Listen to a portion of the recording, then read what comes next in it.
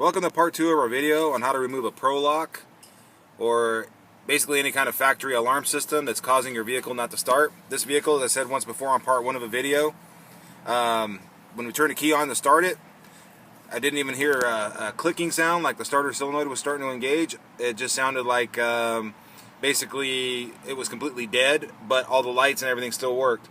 First thing I did was I checked the fuses right here, and all the ignition fuses were good. So upon going under the dash, I found out that they had actually hidden the prolock up underneath the dash because whoever purchased this truck new did not want to pay the extra money to get it done. So what I did is I found the relay under the dash, actually replaced it, and when I replaced it, it started. So find your relay, cut whatever's holding it up, zip tie, maybe use a knife for cutting any tape that you can't get to.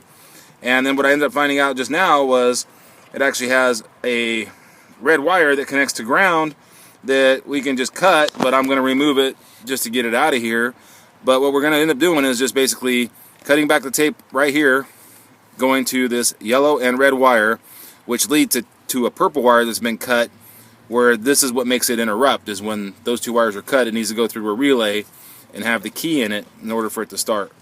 So what I'm going to do now is just take this, and I'm going to cut back the tape to expose a little bit more wire, like so. Then I'm going to cut the yellow and the red, and I'm leaving a little bit of length here because as I got to the purple wire in the steering column, it gets very hard to actually put a new connector up there. So once I do that, get this out of the way, I will strip these two ends and install a butt connector.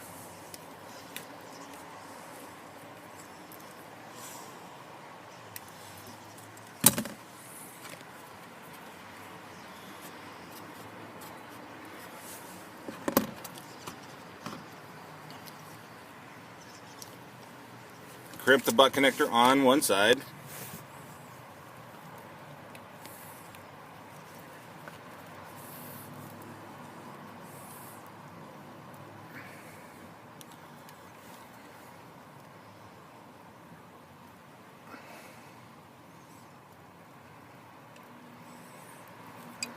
Make sure you have your wire twisted real nice so that it goes into your butt connector.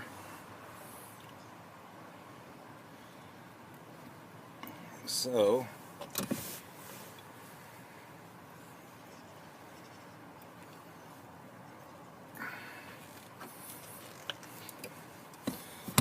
pull on them, make sure nothing comes out. You could also use a test light to make sure you have contact, but I'm confident that I did it right. So now all this is the purple wire being jumped that goes back up to the steering column. No longer am I required to go through a relay or a switch to start the truck. Now let's see how it works. There we have it. Now the only other thing left to do will be, I'm going to remove, looks like a 7mm bolt right here to take this red wire going to ground off, reinstall the cover, and should never have any issues with it. If it does again, I know that I don't have to worry about the relay being bad again. Thank you for watching our video. Look forward to making more videos. Make sure you like and subscribe, please.